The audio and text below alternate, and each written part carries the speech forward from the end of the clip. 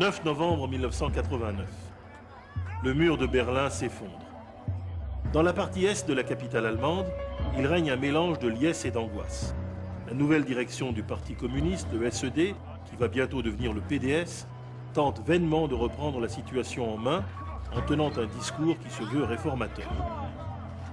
Le 12 novembre, l'un de ces nouveaux dirigeants réformateurs, qui a pourtant été le grand patron des services secrets peu avant la crise et dont les traits du visage furent longtemps un secret opérationnel, le général Markus Wolf prend la parole et dénonce les errements du passé.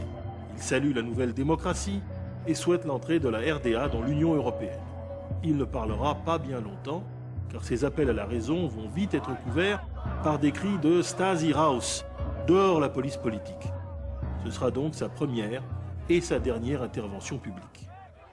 Bientôt, Markus Wolf disparaît dans le déluge qui emporte non seulement la RDA, mais bien vite tout le pacte de Varsovie et 2 ans plus tard, l'Union soviétique elle-même.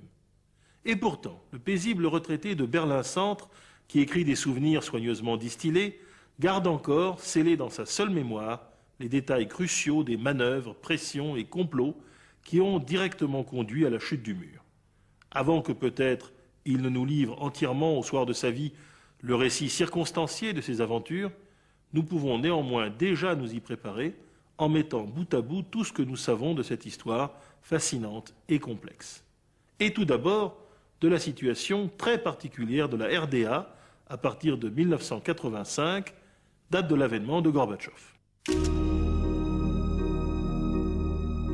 L'Allemagne de l'Est, née en 1949, avait longtemps été l'enfant mal aimé de l'Empire soviétique.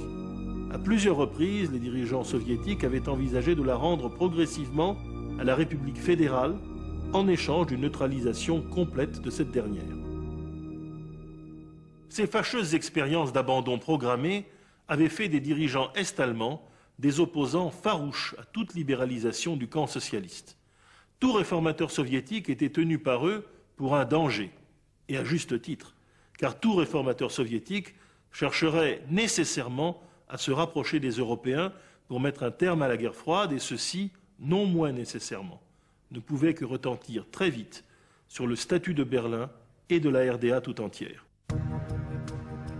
Aussi, Erich Honecker, le secrétaire général du SED, le Parti communiste est-allemand, ne tarde-t-il pas à s'alarmer d'une perestroïka soviétique qui, appliquée à son pays, lui semble un danger mortel. Ainsi, à une réunion de cadres du parti au printemps 1988, il s'exclame « Grâce à Dieu, malgré la perestroïka, l'Union soviétique demeure une grande puissance. » Et il réaffirme qu'en raison de sa bonne santé économique, l'Allemagne de l'Est n'a pas besoin de réforme. Les 17 millions d'administrés d'Erich Honecker le laissent dire et regardent médusés tous les soirs à la télévision ouest-allemande, présente dans tous les foyers les nouvelles images de l'Union soviétique gorbatchevienne. Pour la première fois de la longue histoire de leur occupation de l'Allemagne de l'Est, les soviétiques y deviennent authentiquement populaires. C'est ici qu'un homme de l'ombre, Markus Wolf, rentre en scène et parvient à déstabiliser ce pouvoir, semble-t-il inébranlable. Pourquoi lui? Comment se fait-il que l'attaque vienne d'un chef des services secrets? Markus Wolf est de loin le plus romanesque de tous les grands espions de l'Empire soviétique. Son père, Friedrich Wolf, écrivain de théâtre, médecin homéopathe, exhibitionniste fuligineux et coureur de jupons inlassables, fut l'un des principaux intellectuels juifs du Parti communiste sous Weimar. Émigré en Union soviétique, il y poursuit sans grand dommage sa vie de patachon, avant de devenir, après 1949, ambassadeur de la RDA. Le jeune Markus mène une vie plus dure. Arrivé à l'âge de 12 ans à Moscou, il fait l'épreuve de l'Union soviétique stalinienne avant d'être mobilisé dans l'armée rouge. Rentré à Berlin en 1945, il travaille rapidement pour la section allemande du KGB. Son travail est jugé si remarquable par le chef des services secrets soviétiques, Beria lui-même, qu'il parvient à imposer le jeune Wolf comme chef de la direction principale du renseignement, la HVA, de la zone soviétique devenue en 1949 République démocratique allemande. Cette centrale d'espionnage, d'abord purement soviétique, est intégrée en 1951 dans la sécurité d'État est-allemande, la Stasi, mais toujours avec un rattachement direct à Moscou. Et ce lien organique de Wolf avec Moscou lui servira puissamment à se rendre indépendant de ses chefs nominaux est-allemands successifs. Il est vrai que seul de tous les services de l'Est, la HVA est en mesure d'infiltrer en Allemagne de l'Ouest des agents qui parlent la même langue, partagent la même culture et ont la même sensibilité que leurs cibles. Au total, Markus Wolf passera bientôt pour l'as des as au Kremlin et à la Loubianka. Il survivra ainsi à toutes les purges de la Stasi. Aussi, lorsque le système brejnevien explose en Union soviétique, Wolf, de son côté, perd-il patience face au régime de Honecker, dont il est devenu de plus en plus critique, croyant trop tôt pouvoir bénéficier une nouvelle fois de l'aide du chef de l'Union soviétique, qui n'est autre que son ancien patron du KGB, Yuri Andropov, dont il était le poulain. Wolf préfère donc se retirer et, chose inouïe, il obtient un congé pour se consacrer à des projets personnels. En 1982, Andropov était assez fort pour le protéger sur un plan individuel, mais pas sur un plan politique. Wolf profitera de cet entre-deux pour livrer de main de maître son dernier combat. Comment ? Jusqu'alors, Markus Wolf avait transformé la réalité comme si elle était un roman. Faire avorter à Berlin-Est la secrétaire enceinte des œuvres d'un politicien ultra-catholique bavarois, envoyer des Roméos de l'Est dans les jupes des dactylos célibataires endurcis de l'OTAN, etc.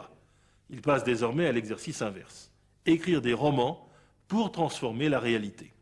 Fin 1987, paraît à Berlin-Est, dans le climat de semi-permissivité que favorise tout de même la perestroïka, une œuvre de mémorialiste qui fait presque figure de fiction, signée du plus célèbre espion de l'Est, Markus Wolf.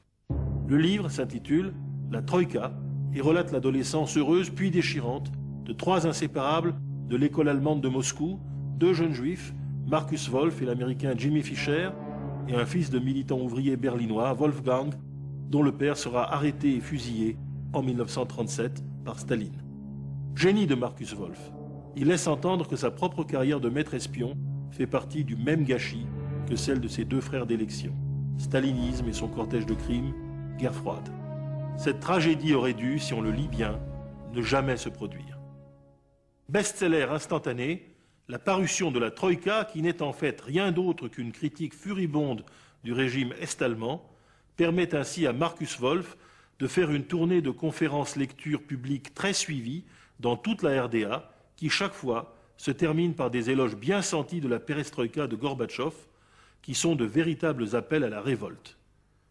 Mais au-delà de cette offensive littéraire de Markus Wolf, rendue intouchable par ses soutiens à Moscou, y a-t-il eu un plan de déstabilisation de l'ensemble de l'Europe de l'Est, élaboré dès 1988 par les soviétiques et conduisant à la chute du mur, dont Markus Wolf était une pièce importante.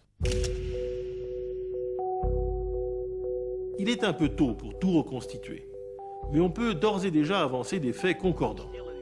En septembre 1988, Gorbatchev a pris le contrôle enfin du KGB en éloignant son chef, Viktor Chebrikov, grand protecteur de Honecker et de Milke, le chef de la Stasi, pour le remplacer par Vladimir Kriouchkov, l'ancien bras droit d'Andropov et à cette époque tout du moins, l'allié de Gorbatchev, un grand ami de Wolf en tout cas.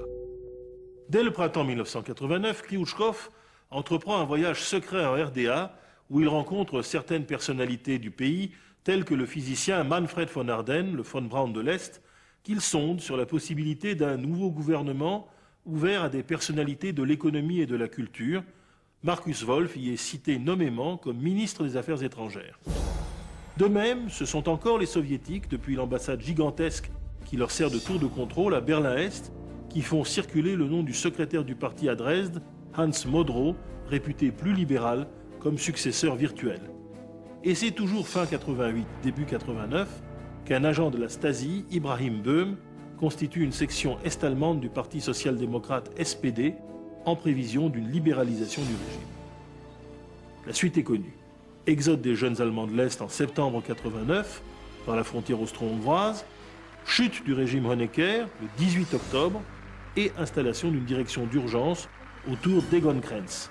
Amplification sans précédent de la vague de manifestations que le nouveau régime n'ose pas réprimer à Dresde, à Leipzig et bientôt à Berlin. Enfin, le 9 novembre, le mur s'effondre. Ainsi, Bien que le camp soviétique ait donné l'impression de subir les événements de 1989 qui scellent sa propre fin, Moscou n'est pas en réalité resté passif dans le déroulement de cette crise. C'est au cœur d'une manœuvre politique de déstabilisation de grande ampleur de tous ses adversaires à l'Est que Gorbatchev, qui n'en avait pas mesuré les risques, a provoqué une réaction en chaîne qu'il ne maîtrisera plus.